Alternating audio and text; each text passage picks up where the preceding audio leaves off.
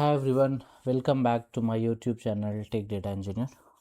So in this video, I'm going to explain one of the most important architecture, lambda versus kappa. Okay. So although this architecture are very old, but that is good to understand whenever you are designing your system. Okay. So if you are working with the small data, right, and that is not a problem. But if you have the huge data, so you need to understand what is the advantage of lambda, what is the advantage of kappa architecture. Although nowadays there are a lot many newer architectures we have, right? We have like a lake house architecture, meridians, and some different architectures are there, right? But we need to understand what is lambda versus kappa. So this is for who don't have understanding of what is lambda, what is kappa. So we have worked, although we have worked on the use case related to lambda kappa, but that is very like I have seen persons who don't have the understanding of lambda versus kappa, although they have worked on the use case related to that. Okay, so I'll explain from very basics what is lambda, what is kappa with real time analogy. Okay, so if you don't have understanding about like I'll explain with the real time analogy. Okay, so although everyone have worked with the batch processing, streaming, Kafka, Spark and all, so let us start with like some real world analogy, right? So suppose I'll take an example of supermarket. So suppose you are running a big supermarket. So I'll take a things here. Okay, that is suppose this is a big supermarket we have, right? This is basically a big supermarket. Okay, so so every day, so thousands of customer buy things. Okay, so right, so this is the supermarket. So every day what will happen, thousands of customers are coming and buying the things from this supermarket, right? Okay, so right now we need to understand, you want to know, right? Then the owner of the particular outlet, right, they wanted to know how many items are selling. Okay, how many items are selling. Okay, first question. And second question, so right now they wanted to know, right?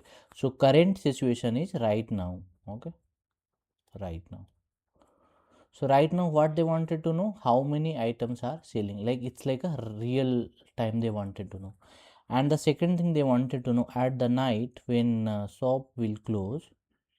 Okay, so they wanted to understand exactly total sales for accounting. Okay, exactly total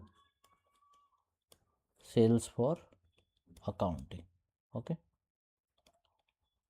okay, so I'll start from the very basic. So we have a outlet and there is a owner, thousands of customer coming and buying the product from here. So data is getting generated from the sale desktop. Okay, so data is generated, so whenever your invoice is getting generated, means data is getting generated from the source system, right?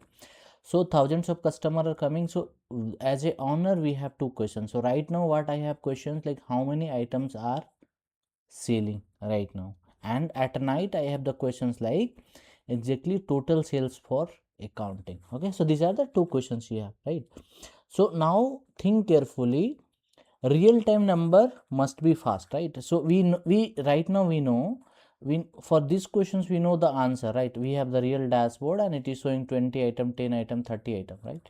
So these real time numbers will be fast. Okay, and accounting number will be 100% correct. Okay, so this number should be fast. So how we will design the system so that, so this number should be fast, getting this result should be fast. Okay, so here we will see in terms of fast. Okay, here we will see in the terms of correctness. Okay, correctness, because we need to get the 100% correct things for accounting purpose. Okay, so for doing all these things, suppose we have the we have the system. Okay, we have one system. Okay, we have system, right? So one system can't easily do perfectly for both the things. Okay, Okay. So the problem is why lambda and kappa exist. So to solve these types of problem, fast, like fast versus correctness. Okay, correctness. To solve these types of problem, we have the lambda and kappa architecture. We have lambda and kappa architecture exist. Okay.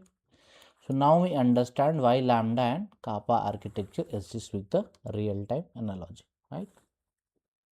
So we know, everyone knows. So what this system will do? The system is like what? So here, what data engineering will do? Data engineering is like collecting the data. So whenever there is a sales getting, so sales happen with the some product. So invoice getting generated means data getting generated. So what this will do? Collecting the data, collecting data. Then what we will do? We will process the data. Then we will store data. Then we will show some result. Okay, this is the normal flow of any data engineering system, right? So when data is small, right, if data is small, you can do manually, that is not a problem, right? So when data is huge, so if we'll talk about the huge means big data, so if we talk about the millions billions of user, then the problem exists, and that's why we have to solve this with architecture matters. So if data is small, there is no need of architecture. So why architecture design is important? If you wanted the scalable system, millions or billions of user, and you wanted correctness versus fast fault tolerance and everything, if you needed, then we need to understand the architecture, like for what type of use case what architecture is important. Okay. So now we understand, right? Now we need to see what is lambda architecture. Okay. Now we will see what is lambda architecture. Okay. So we will see lambda. Okay. So lambda means two way of processing the data. It means two way of processing data. Okay, lambda means two way of processing data. Okay, so lambda architecture says, so this architecture says basically let's process data into two separate ways. So we have this, suppose this is the data. Okay, so if we have the lambda architecture, so it says let's process data into two way. One is the fast way, that is called real time, and other way is like slow but correct data. Okay, okay, that is called batch. Okay, real time versus batch. So we have two architecture. Okay, so we have the incoming data. So this is the lambda architecture. Basically we have the incoming data. Suppose this is the data source, data getting generated. And if you talk about the lambda architecture, so this follow two paths. One is the fast way and other is the slow but correct. So one talk about the real data, other talk about the batch data. Okay, so so in terms of supermarket analogy, so every bill generated at the counter is data, right? And the fast path is like a speed layer. So a quick system counts like how many system got sold, 10 items, 20 item and all. But the problem with that, like sometimes data comes late, sometimes same bills count twice, but it is fast, like which is good for live screening, but that is not good for accounting purpose. So fast data is coming, sometimes data got duplicated, sometimes bill got generated late. So fast data is just for the real time analogy. Okay, but if you wanted accounting and all these types of things, so we can't go with this architecture, because sometimes data might be wrong. Okay, so for accounting, for taxation purpose, we need this batch data. Why? Because batch data is, there is no chance of duplications, because this is getting stored, and that is not the real time. Because real time there is a chance that data might be duplicate, data might be late. Okay, late, duplicate. But here in case of batch, because data is getting stored, So this is not the chance, right? So here always there is a case where we will get the correct result. So correctness is there in case of batch process, right? So slow path is like so fast path is like a real time, slow path is like a batch processing, right? So system collect all bill of the day. So what I'll do, so the other path, so the second way, system collect is a storage system. Here a storage, this data got generated and getting stored. So in night time what will happen when data is resist here, so system collect all bill of the day, do the batch processing, and then give the final result, and that result is used for taxation or processing or anything final computations. Okay, so this recounts everything carefully, fixed mistakes if there is a mistake, so data not coming correctly, so this solve all these problems. So this number is used for financier and taxations. Okay, so final results, so live dashboard used for fast data and final report used for batch processing. Okay, so that's why here lambda architecture comes into picture. So why lambda architecture? So why companies are using lambda architecture? So if you want like live data dashboard, right? Live dashboard we can use lambda architecture. Other scenario we have like you want accurate data, accurate reports, you can go with the lambda architecture. But the problem with the lambda architecture, that is too complex. Okay, that is too complex to handle. Why? Because we need to follow the two path. One is the real path, real system, like live system, and other is the slow system, but that is for a batch processing. Okay, so we need to follow the two path here in case of lambda architecture. Okay, now we will understand, so few other things also we need to understand with the lambda architecture. So if I'll explain. Okay,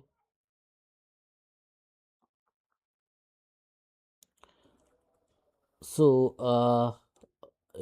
I'll just keep some. So here if I'll draw some diagram, it's like a lambda architecture. So how it will look like lambda architecture. If I'll draw the lambda architecture, this is important for interview also sometimes, although these are old architecture, but yeah. So data source. Okay, suppose this is the data source, then we have the two path. Okay, two path. One is called batch layer. Okay, this is basically a batch layer. Other is speed layer. Okay, that is basically a speed layer, a speed layer. Okay, so here we are using storage system like hdfs. I'm telling the component, or s3 as like a storage. Here we are using the kafka. Okay, then after batch we have like a spark or hive. Okay, so why spark or hive? That is for processing, for accuracy. Okay, so we are using the spark system. Here what we are using, here we are using flink or spark, low latency. Okay, so either we are using the flink or spark. Okay, then we have the serving layer. So serving is layer is the final things where everything is getting stored, that is called serving layer. Okay, so this architecture we need to understand, that is called serving layer. Okay, so this architecture we need to understand carefully. Okay, this is very important for interview. Okay, so this is called serving layer. Serving layer is like a curated like a final, we can consume this data. Okay, for final purpose. So this is the architecture of right, lambda. Okay, so we business requirement we have like a live dashboards or daily financial report, or if ability to recompute history if bugs are found. So these types of system if you have, you can go with the lambda architecture. Okay, now I'll we will see what is the kappa architecture. Okay,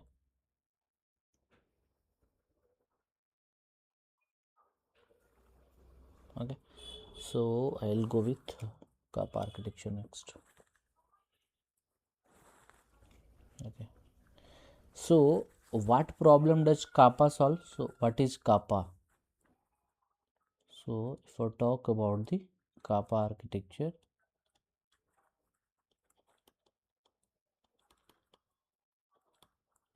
so if you talk about the kappa architecture, so kappa says why to maintain two systems. So what kappa says?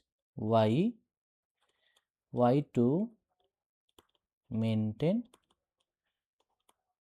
two system, right? Because in case of lambda we are maintaining two paths, one is the fast path, one is the slow path is for accuracy, fast for the live streaming, right? So live real time data. Okay, so it's saying why maintain two paths, keep only one system and replay data when needed, right? So it says basically keep only one path. Okay, keep only one path and replay the data. Okay, replay the data when, so when needed replay the data, so don't need to maintain as a batch. Okay, so if you talk about the simple architecture, so we have the incoming data, right? We have the, suppose we have the incoming data, then it goes to central log. Okay, central log, this is for store everything, that a storage layer, you can understand. And then we have the one processing system. Okay, one processing system. Okay, understood. So let us talk about the supermarket example again. Okay, so like data comes in, like every bill goes to big notebook, right? So whenever there is a supermarket and the person's coming buying the product, so from desk when bill got generated, okay, so bill got generated, it's getting stored as a big notebook. Suppose there is a big notebook we have, okay, where everything is getting stored. So that got stored the big notebook. So this notebook never deletes, right? So it never deletes the data, it stores the, it store the data, right? So never delete data quickly until unless we have the final assumptions or final computations, and keep the, so what is the benefit of this big notebook? So never delete data quickly. Okay, so never delete data quickly. Okay, and second thing is keeps history. Okay, keeps history. So this, so here basically we will do the real time processing. So system notes, so what we will do, so if we have the suppose big data system, so what it will do, it will read the data, line by line. Okay, read line by line and update the live dashboard, update the live dashboard, update live dashboard. Okay, so here whenever system getting generated, this data generated into a storage system, and from storage system, it is taking the data and it is doing that the computation. So here latency is there, here latency is more than lambda, but correctness is always there in case of kappa architecture, right? So update the live data. So if, so earlier, so in earlier case wrong tax calculation might happen, but now reread notebook from the beginning. So if suppose in this architecture kappa, if I'm talk about, so if there is a mistake found, like wrong tax calculation happen, okay, wrong tax calculation happen, so what we have to do, it will go, it will reread notebook, from beginning and recalculate everything. Okay, recalculate everything. Okay, because they are not deleting the data, they are storing for until unless final computations are there. So no separate batch system needed, right? So here only one path is required, there is no separate batch needed. So why companies using kappa architecture? If they wanted one pipeline. Okay, one pipeline. Second is easier to maintain, okay. And so if the powerful system architecture is required, so there it is failing basically. Okay, so needs powerful system to replay the data. Okay, so if I'll talk about the like differences lambda versus kappa, I'll take here, I'll do the final summary. If I'll lambda versus kappa, if I'll talk about that, so here how many systems needed? Two system needed in case of lambda. Here how many system? One system is there. Okay, real time supports, yes, this supports real time, this supports real time, yes. Accurate reports, here yes, here also yes, because here there is a two path, here one from one path only it will recompute. So easy to manage, no, here complex system required, here yes. Okay, it will so reprocessing data, how it is doing? It is doing the batch job. Okay, batch job. Here replay the replay the replay data, then it will follow the kappa architecture. Okay, so so now final thing, so when to use lambda? So if you want accuracy is legally required, use lambda. Historical recompute is common, use lambda. Data volume is massive, use lambda. When to use kappa? Real time is a priority, then go with kappa. Team wants simplicity, then go with kappa. Streaming tools are strong, then go with kappa. So in this scenario, go with kappa. Here, go with the lambda architecture. Okay. So I'll finally I'll draw the like this kappa architecture also. So kappa architecture, if you'll see, we have the data source. Okay, so if you see the kappa architecture, if we talk about the kappa architecture, we have the data source. Okay, we have the data source, then we have the Kafka, single source of truth. Basically this is the single source of truth, that is basically the Kafka. Then we have the apart after Kafka we have the streaming system, right? Streaming processing, streaming processing, and then we have the analytical store. Okay, in analytical store. Okay, so this is the architecture of kappa. Okay, so if we have questions, please do comment, I'll try to like answer that questions. Okay, so this is the difference between lambda versus uh, kappa architecture. Okay, thank you, thanks for watching.